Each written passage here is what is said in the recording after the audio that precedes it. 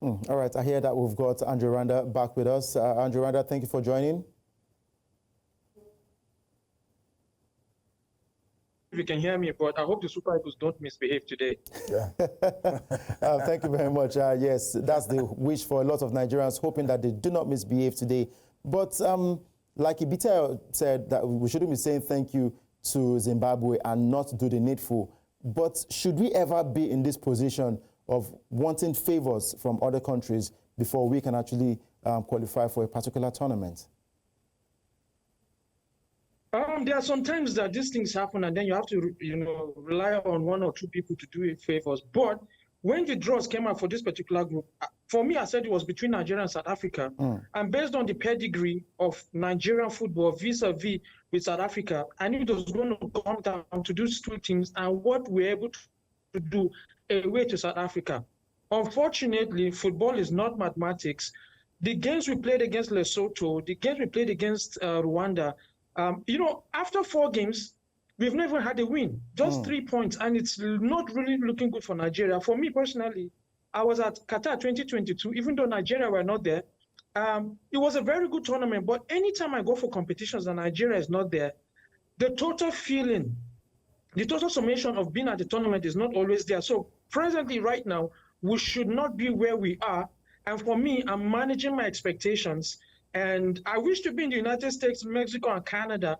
But right now, as we speak, I'm managing my expectations. If we win and qualify, I'll be very excited.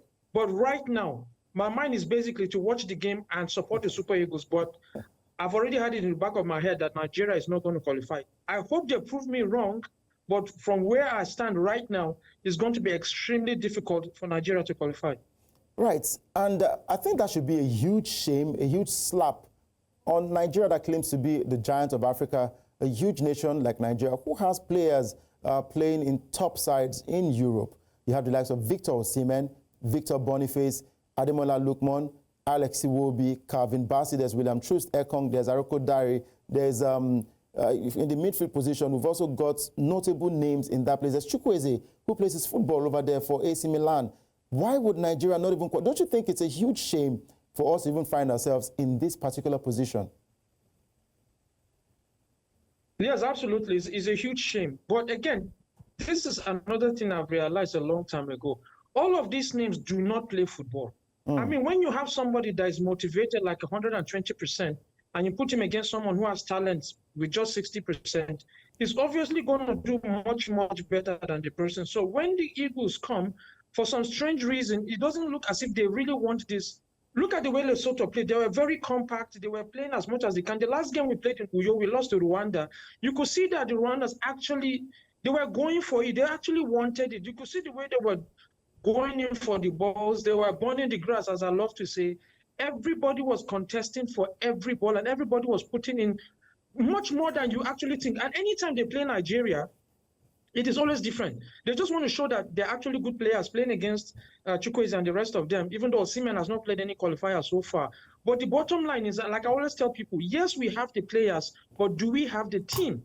Do we have people who are very proud to wear the green, white, green and go on that grass or synthetic, whatever it is, and give their utmost best, sacrifice themselves for that badge? Do we have the kind of players that do that these days?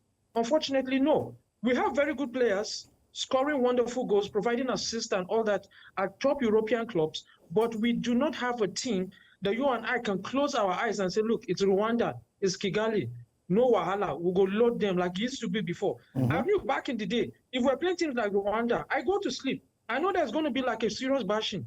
Unfortunately, these days, you have to huff and puff and toast and grind before you can get 3 points. And it's very unfortunate. I'm hoping that Eric Chelle, based on what I heard in camp, is going to talk to the boys, psych them up, and there will be a good managerial bounce this time around, and we get the 3 points in Kigali and they take it forward. But it's actually a shame, if you ask me, that we are where we are at this particular point in time. Definitely. And also for those who love to play the long tickets, like I always call it, back in the day, it was easy for you to just pick Nigeria straight win. You kill this one. But now, for you to even give Nigeria a win or a draw is a difficult situation.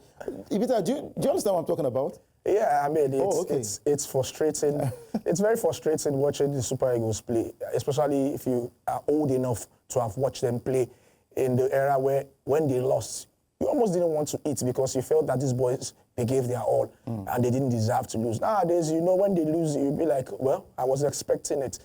Expectations are very low. It's not, I think it's an all-time low. Maybe Victor Osimhen playing his first World Cup qualifier would be a boost. I mean, we just need something with coupled with the new manager just joining. I mean, we didn't get the new manager bounce with Finidi George. Hopefully we get with Eric Chelle.